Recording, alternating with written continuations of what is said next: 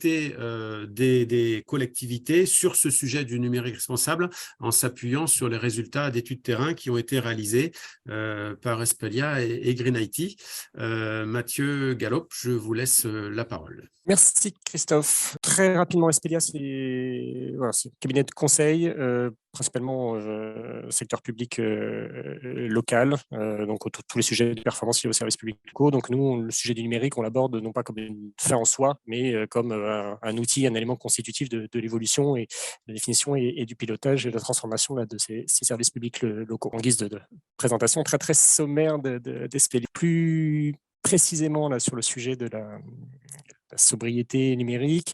On a commencé à s'intéresser au sujet de façon assez récente, fin 2019, à travers plusieurs démarches depuis à la fois un questionnaire relatif à la maturité du sujet, c'est des collectivités locales, donc on avait lancé fin 2019, et puis avec Green IT, l'animation du collège collectivité des 2 benchmarks 2021 et 2022. Alors ces petits zooms là sur cet outil de benchmark Green IT, on est vraiment sur là une approche qui est déjà un premier niveau d'expertise, c'est-à-dire que l'idée c'est qu'elle s'adresse à des collectivités qui ne sont pas en simple découverte et qui ont dépassé la phase de sensibilisation, c'est-à-dire qu'on va déployer une méthode de mesure multicritères avec des méthodologies ISO, voilà, pour mesurer effectivement l'empreinte environnementale composée de différents impacts des systèmes d'information des collectivités. Donc cette démarche, elle arrive à un moment bien particulier. Alors, elle sert aussi de manière rétroactive aux phases d'avant de découverte de sensibilisation, et elle permet de le faire du coup avec des données plus concrètes. Et puis surtout, elle va permettre aussi de passer à l'action et de mesurer au fur et à mesure ces résultats. Alors, le bloc donc, de ces benchmarks Green IT de mesure de l'impact environnemental, dont Frédéric Bordage parlera bien mieux que moi, parce que c'est lui qui nous accompagne naturellement sur toutes ces expertises-là. On est dans un exercice très encadré, très calibré, où on va mesurer, on va aller bien au-delà de la simple mesure de gaz à effet de serre. Le gaz à effet de serre, c'est un des indicateurs parmi les 4 macros qu'on utilise, que vous avez à gauche, sur la tension sur l'eau, sur l'épuisement de l'énergie, sur la consommation de ressources rares. Ces mesures-là, on va aussi les décliner en distinguant usage, fabrication, parce que comme ça a été rappelé tout à l'heure, ça c'est essentiel aussi dans la compréhension des enjeux sous-jacents et puis du coup derrière dans le passage à l'action. Et puis on va aussi les décliner en fonction des différents domaines, donc l'environnement utilisateur, les data centers, les eaux, etc. Donc on a de mémoire autour de 7 domaines. Donc ça permet une mesure très très fine et qui permet de croiser les choses. Et donc en fait, ce dont on se rend compte, c'est que même si les grandes tendances rappelées en début sur le poids de la fabrication, etc., sont toujours les mêmes, suivant les collectivités, on trouve parfois des fortes différences d'un domaine à l'autre. Voilà, donc il n'y a pas de recette magique a priori sur le plan d'action à mettre en œuvre au niveau du SI d'une collectivité donnée. Et puis, on est dans une logique de benchmark, alors qui historiquement concernait avant tout les acteurs du secteur privé, mais c'est pas pour ça que c'est pas du tout, c'est pas exploitable. Mais il y a aussi cet enjeu de comparaison entre collectivités ou de collectivités avec le secteur privé. Voilà. Je vous ai mis dans cette diapo-là autre chose aussi, c'est-à-dire que, et ça fait écho à ce que je disais juste avant sur le fait que cet exercice-là permet vraiment d'une analyse pointue, du passage à l'action, mais quelque part avec une approche un peu plus technique et spécialiste, mais elle permet aussi de nourrir, et elle doit permettre aussi de nourrir les phases de sensibilisation au sein de la collectivité. Donc ça veut dire que ces éléments très pointus, il faut qu'on soit aussi capable de les convertir classiquement en impact équivalent du quotidien, kilomètres de voiture, consommation électrique, etc. Mais on essaye même d'aller au-delà, parce que même ces chiffres-là, en fait, sont parfois assez peu signifiants. Voilà, donc on a fait là depuis cette année un exercice qui va un petit peu plus loin et de mise en perspective avec les objectifs de développement durable et puis les limites planétaires. C'est de voir en quoi cet impact du numérique, quelle part du budget dans ces différents items ça concerne. Donc encore une fois, vraiment d'essayer au-delà de l'approche de mesure et d'analyse assez pointue, de toujours voir les parties de valorisation et de communication en interne. Alors, ce qu'on peut constater sur ces dernières années, je vous ai mis à droite, c'est le résultat un des résultats de l'enquête qu'on avait mené fin 2019, début 2020 sur voilà, pourquoi n'avez-vous pas mis en place une démarche de sobriété numérique. Voilà. Donc, ce n'est pas une priorité politique que je ne connais pas ou je n'ai pas les moyens, que ce soit humains ou financiers. Alors, de notre point de vue éminemment subjectif, les choses ont quand même beaucoup évolué au cours de ces 3 dernières années en termes de prise de conscience, on en entend aujourd'hui beaucoup plus parler, et ce même avant la loi Rennes qu'il y a 3-4 ans. Donc, on constate une prise de conscience, une compréhension croissante de ces enjeux-là. Après, elle se traduit encore trop souvent sur des approches un peu simplificatrice, on va dire, avec uniquement des gaz à effet de serre, et puis parmi les marronniers qui reviennent, c'est le poids des emails ou la survalorisation de l'utilisation par rapport à la fabrication. Donc c'est bien, mais attention, dans ce mouvement de fond, il y a aussi parfois se construisent des discours qui sont sur des choses qui ne correspondent pas à la réalité de l'empreinte environnementale. Voilà. Un des enseignements à travers le benchmark, c'est que les collectivités locales n'ont absolument pas à rougir de l'empreinte environnementale par rapport au secteur privé, par des cas même meilleurs. Dans les constats là, ces dernières années, la prise de conscience sur la partie durée de vie des équipements a été clé aussi. Alors, il y a peut-être un effet Covid aussi avec ces enjeux d'équipement un peu spontanés, un peu obligatoires des collectivités. Donc ça, c'est vraiment un des sujets qui a évolué aussi. Mais derrière, il y a encore beaucoup de chantiers qui sont assez peu investis ou peu pensés. Par exemple, de la rationalisation des équipements pro, perso, le BIOD inversé, voilà, pour utiliser des acronymes. Toute la partie éco-conception qu'on a évoquée tout à l'heure, voilà, ça reste encore souvent assez confidentiel au sein de DSI. La fin des équipements, fin de vie des équipements, ce qui paraît a priori assez répandu, mais dans la vraie vie, c'est pas si simple que ça. Et puis sans même parler de la gouvernance du sujet, où là, on a encore beaucoup de travail. Ce dont on se rend compte aussi, c'est que, pour le résumer, 2 derniers points, c'est encore perçu comme un obstacle. C'est-à-dire que, et puis le point de vigilance qu'il faut avoir par rapport à la loi Rennes, c'est que ça ne soit pas perçu comme quelque chose, une contrainte supplémentaire. Voilà, collectivité, il faut qu'elle fasse de la démat, il faut qu'elle fasse de l'open data, il faut qu'elle fasse de la smart city pour des tas de raisons. Voilà, maintenant, il faut qu'elle fasse de la sobriété numérique. Et en fait, tout ça, ce sujet-là ne pourra jamais fonctionner si c'est appréhendé de cette façon-là. En fait, si ce sujet de sobriété numérique n'est pas positionné comme un axe structurant et un fil rouge à interroger et à évaluer systématiquement. Parce que sinon, on sera toujours en tension, en fait, entre est-ce que je mets je refais mon site internet, voilà. Est-ce que c'est ma direction comment j'arbitre entre ma direction de la com qui veut plein de vidéos, plein d'images, etc., et puis ma DSI sensibilisée au sujet qui veut de la sobriété. Voilà. Donc on s'en sort pas. Donc voilà, donc c'est très bien, mais il y a énormément de travail encore sur la gouvernance du sujet, parce que sinon ça va être une chose de plus qui s'empile en termes de contraintes.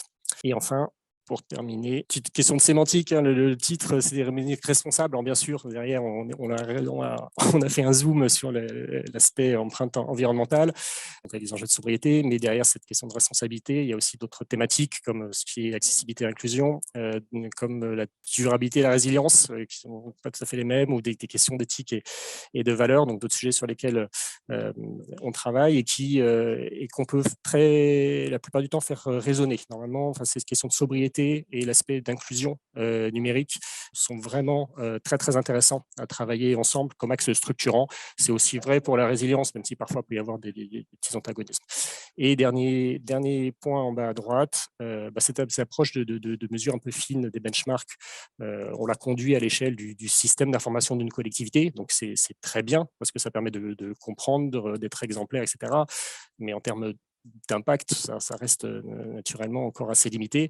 Donc, il faut absolument se servir de ces démarches-là pour les déployer déjà à l'échelle des services publics, des politiques publiques portées par la collectivité. Donc, on élargit un petit peu ça, et puis surtout à l'échelle du territoire. Et là, on voit aussi qu'aujourd'hui, les collectivités sont un peu démunies parce qu'à part des actions de sensibilisation, elles n'arrivent pas à se projeter, alors qu'elles ont énormément de choses à faire. Et derrière ça, en fait, il y a un véritable enjeu de positionner cette question de sobriété numérique, et je peux rajouter aussi l'inclusion numérique dedans comme des politiques publiques à part entière. Voilà. Et je m'arrêterai là,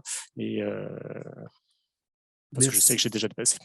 C'est parfait au niveau timing. Bon, merci beaucoup, Mathieu. Donc, effectivement, on voit que la prise en compte de ce sujet numérique responsable est un peu à son balbutiement à l'échelle des territoires et que la loi Rennes et son article 35 va profondément modifier les choses. Frédéric Bordage, donc, vous êtes initiateur du collectif Green IT il y a maintenant plus de 19 ans. Quel regard portez-vous sur tous ces enjeux de la loi Rennes et leur déploiement à l'échelle des collectivités? Merci Christophe. Bonjour à toutes et à tous. Ce que je vais faire, c'est que je vais essayer de résumer finalement en 5 minutes tout ce qui vous a été dit ce matin. Et je vais passer la présentation. Sachez simplement que notre association, comme l'a dit Christophe, existe depuis 19 ans et que nous sommes pratiquement co-auteurs en fait de la loi Rennes, puisque les rapporteurs se sont appuyés sur beaucoup de nos préconisations qu'on a fait, et notamment sur l'article 35 qu'on a travaillé en fait avec les rapporteurs du texte de loi. Et donc je vais conclure finalement cette matinée sur cet article 35 puisqu'il vous donne un guide pour déployer finalement le numérique responsable et la sobriété numérique à l'échelle de vos organisations avec des enjeux quand on est une commune de plus de 50 000 habitants avec des enjeux à l'échelle du 1er janvier 2025. Et donc revenons juste un instant sur cet article 35 pour se remettre en tête ce qu'il nous dit.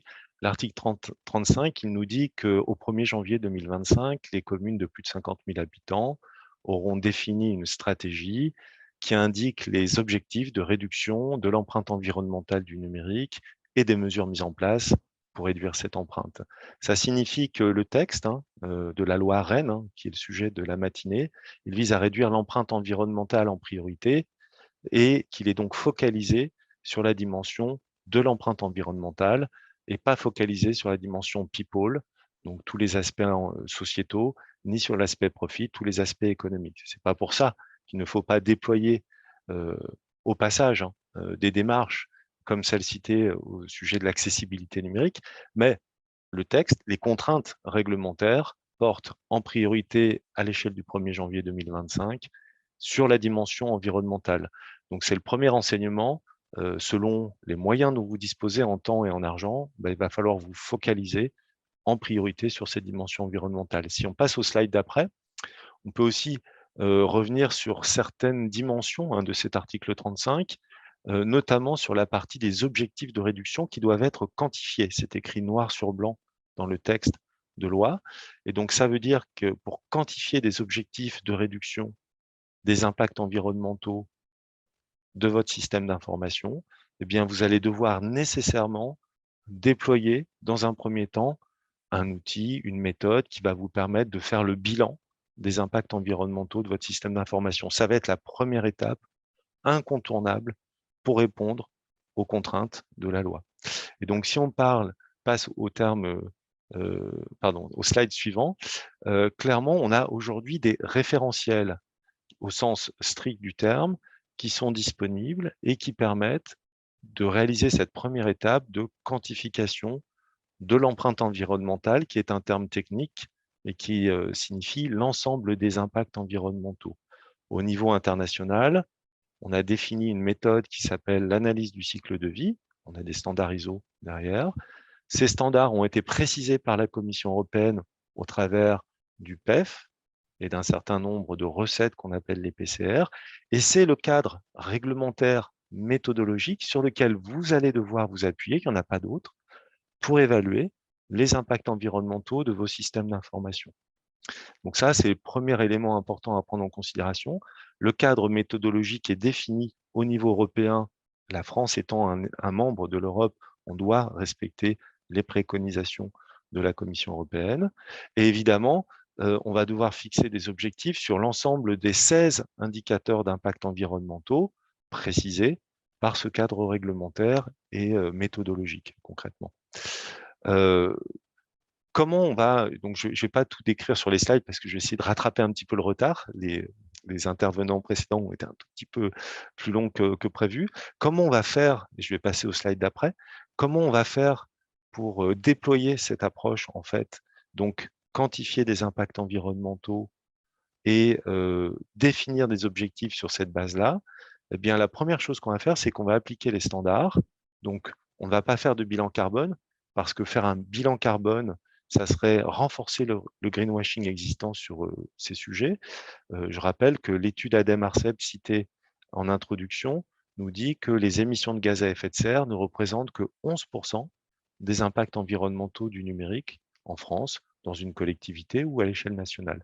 Et donc, on va commencer par déployer la méthodologie de référence recommandée par la Commission européenne et mise en œuvre par l'État au niveau, par exemple, de l'article 13 de la loi AGEC et de bien d'autres articles, comme l'article 2 de la loi climat. Deuxième constat qu'on fait, hein, si je synthétise nos retours sur le terrain, c'est il va absolument falloir former, ça a été dit par différents intervenants, il va falloir former vos équipes pour que vous renforciez une démarche rationnelle, objective et solide sur ce sujet-là, plutôt que d'augmenter le greenwashing ambiant. Ont été cités par exemple la suppression des mails qui fait partie des espèces de trucs tarte à la crème, des Cyber World Cleanup Day de je ne sais pas quoi. Voilà, il va falloir sortir de cette vision très greenwash et rentrer dans une vision solide puisque tout le monde va être obligé par l'article 35 à terme. On commence par les collectivités de 50 000 habitants, mais à terme, toutes les collectivités devront mettre en œuvre les contraintes de l'article 35. Évidemment, troisième clé pour pouvoir déployer cette démarche à l'échelle de votre collectivité, c'est de vous appuyer sur les utilisateurs du numérique qui sont des alliés, mais pour ça, il faut préparer le terrain, les sensibiliser, ça a été dit également. Et puis enfin, deux dernières clés absolument essentielles, et j'en aurai fini. La quatrième clé essentielle, c'est de vraiment, encore une fois, respecter les standards et le cadre légal. Pourquoi? Parce que vous allez voir, ça va prendre un tout petit peu de temps de faire le bilan initial pour quantifier, évaluer donc les impacts environnementaux de vos systèmes d'information et ensuite les positionner. Vous ne pourrez vous positionner finalement vos impacts environnementaux qu'en comparaison avec vos pairs. Et donc, pour pouvoir se comparer avec vos pairs, pour pouvoir comparer votre collectivité avec une autre collectivité, il faudra nécessairement que vous appuyiez sur une évaluation homogène de vos impacts environnementaux, tant en termes de méthodologie que de périmètre. C'est à ça que servent les standards, ceux recommandés par la Commission européenne et qui rentrent en application au niveau de l'article 35 de la loi Rennes.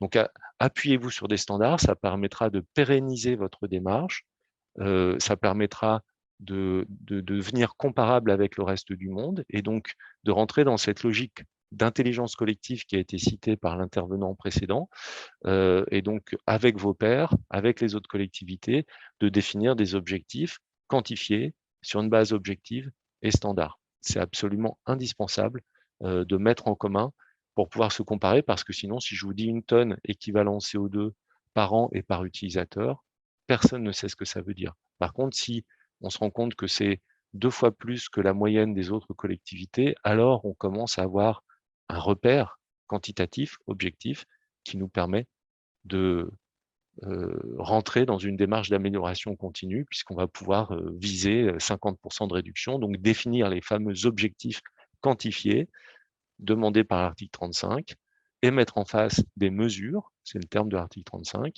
pour atteindre ces objectifs. Voilà, donc en résumé, appuyez-vous sur les standards et les méthodologies existantes recommandées par la Commission européenne. Ça vous permettra de déployer une démarche solide, pérenne, en vous comparant de façon quantitative à vos pairs. Et c'est comme ça que vous arriverez finalement, avec le moindre effort, à atteindre la plus grande efficacité en termes de réduction des impacts environnementaux, avec un enjeu, hein, comme ça a été cité par le premier intervenant de l'ADEME, avec un enjeu fort de réduction d'impact au niveau des émissions de gaz à effet de serre, mais surtout des ressources abiotiques, des radiations ionisantes et d'un certain nombre d'autres impacts comme l'acidification, l'eutrophisation et d'autres impacts dont vous avez probablement pas encore entendu parler. Voilà, merci pour ce temps de parole. Merci beaucoup Frédéric Bordage pour cette synthèse de la loi Rennes et le chantier qui est ouvert aujourd'hui pour les collectivités sur ce sujet.